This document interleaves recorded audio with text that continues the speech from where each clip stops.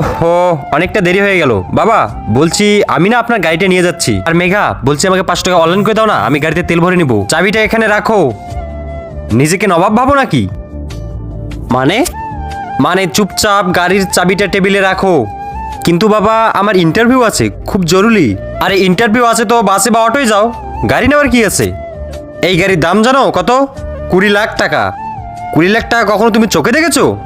শখ কত, গাড়ি নিয়ে যাবে আবার। চাবিটা রাখো, বাসে চলে যাও। মেঘা, তোমার সামনে বাবা আমার সাথে এরকম ভাবে কথা বলছে আর তুমি চুপচাপ শুনছো, কিছু বলবে না? আমি আবার কি বলবো? বাবা তো ঠিকই বলছে, তুমি ইন্টারভিউ দিতে যাচ্ছ, তার জন্য তো এত দামি গাড়ি নিয়ে যাওয়ার কোনো প্রয়োজন নেই। বাস বা অটোতে গেলে 10 কোটি টাকাতে কাজ হয়ে যাবে, উল্টে তেলের টাকাটা বেঁচে যাবে। আরে তুমি যদি গাড়ি নিয়ে যাও আর আমাদের যদি কোথাও যাওয়ার প্রয়োজন হয়, তখন আমরা কি করে যাব? এই দুটো ছবির ভিতর থেকে যে কোনো একটিতে ভালোবেসে থাকলে ভিডিওতে লাইক করে চ্যানেলটিতে সাবস্ক্রাইব করে দাও। আর যদি না করো তাহলে আমি বুঝবো তোমরা ছবি দুটোকে ভালোবাসো না। আর কমেন্টে লিখে যাও আমিন। আজব তো, তুমি কবে থেকে টাকার চিন্তা করলে? যেই টাকাই খরচা করে কেন, সেটা তো বাবা দেবে। তোমার তো একটা টাকা উপার্জন করারও ক্ষমতা নেই, সমাজে আমাদের মান সম্মানটা পুরো ডুবিয়ে রেখে দিয়েছো। তোমার লজ্জা করে না এভাবে ঘরজামাই হয়ে থাকতে? মেঘা, আজকে তুমিও এই কথাটা বললে?